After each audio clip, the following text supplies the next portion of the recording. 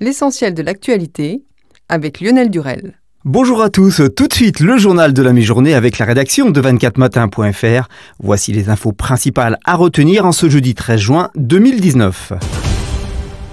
Enfant tué à Lorient, la passagère a été arrêtée, le chauffeur est lui toujours en cavale. Les enquêteurs poursuivaient aujourd'hui leur recherche après l'arrestation dans la nuit de la passagère de la voiture qui a tué un enfant de 10 ans et blessé grièvement un autre de 7 ans dimanche à Lorient. Tandis que le chauffard reste pour le moment introuvable, activement recherché depuis 4 jours avec le conducteur, la jeune femme de 21 ans a décidé de mettre elle-même un terme à sa cavale hier dans la soirée. Le congrès de l'association Ville de France, qui réunit toutes les communes de 10 000 à 100 000 habitants, se tient à Albi. Demain, le Premier ministre Édouard Philippe sera sur place. Favorable à un nouvel acte de décentralisation, Philippe a décliné aujourd'hui devant le Sénat le chapitre territorial de la suite du quinquennat et a annoncé un projet de loi décentralisation et différenciation présenté à la fin du premier semestre 2020 afin de valider de nouveaux transferts de compétences dans les domaines du logement, des transports et de la transition écologique.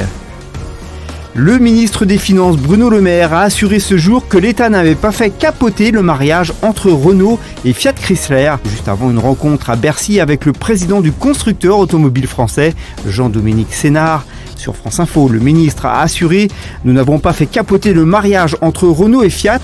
Ne comptez pas sur moi pour regarder passer les trains comme actionnaire de référence.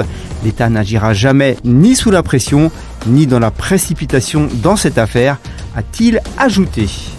Plus de 740 000 candidats de 11 à 77 ans plancheront à partir de lundi sur les épreuves du bac, l'avant-dernière édition de cet examen bicentenaire sous sa forme actuelle, avant une refonte radicale et alors que plane la menace d'une grève de la surveillance.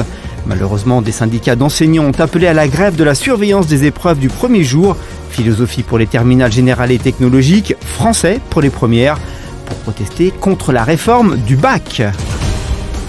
En bref, et dans le reste de l'actualité, après les années fastes en politique et les vacances au soleil, place au pilonnage de l'accusation. Le parquet national financier requiert ce jeudi après-midi contre Patrick et Isabelle Bacani, suspectés de blanchiment à grande échelle et dont le patrimoine occulte est évalué à 13 millions d'euros. Ils risquent jusqu'à 10 ans de prison pour blanchiment habituel de fraude fiscale aggravée. Pour certaines populations à risque, les lipides laitiers réduiraient le risque cardiovasculaire. Des chercheurs français mettent en lumière cette vertu, particulièrement chez les femmes ménopausées et en surpoids.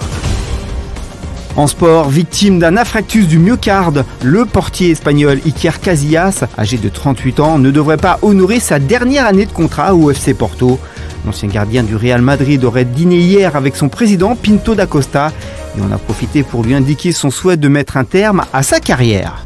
Hier soir, il y avait encore beaucoup de monde devant son écran pour suivre la victoire de l'équipe de France féminine contre la Norvège 2-1 dans le cadre de la Coupe du Monde 2019. Les Bleus ont rassemblé plus de 10 millions de téléspectateurs en cumulant les audiences de TF1, 9,4 millions, et celles de Canal+, 892 000 téléspectateurs. L'actualité du divertissement, ex-chroniqueuse insoumise de Thierry Ardisson sur C8. Raquel Garrido se verrait bien sur France 2 dans l'émission de Laurent Ruquier On n'est pas couché, après l'arrêt de Salut les Terriens. En effet, elle a manifesté sa disponibilité à Laurent Ruquier et à Catherine Barma, la productrice de l'émission. Elle aimerait également être présente dans Balance ton poste, rendez-vous présenté par Cyril Hanouna. Voici votre météo pour demain vendredi matin. Dégradation au sud-est avec des pluies parfois orageuses du golfe du Lion à la vallée du Rhône et à la Côte d'Azur. Le vent d'est y souffle fort, surtout en Corse avec un coup de sirocco. A l'inverse, un beau temps doux revient sur les 2/3 nord-ouest du pays avec quelques brouillards. L'après-midi, le temps reste chaotique au sud-est avec un ciel menaçant et encore des averses, des orages au centre-est et un grand vent. Un nouveau coup de sirocco entraîne un pic de chaleur en Corse. Ailleurs, le ciel est variable, avec des températures en hausse rejoignant les niveaux de saison. Pour ce qui est des températures, justement, vous aurez vendredi matin de 11 degrés à Rouen, 13 à Brest et Bordeaux, 21 à Nice, 15 à Paris, 16 à Strasbourg. Ce journal est terminé. Direction 24matin.fr pour suivre l'évolution de l'actualité.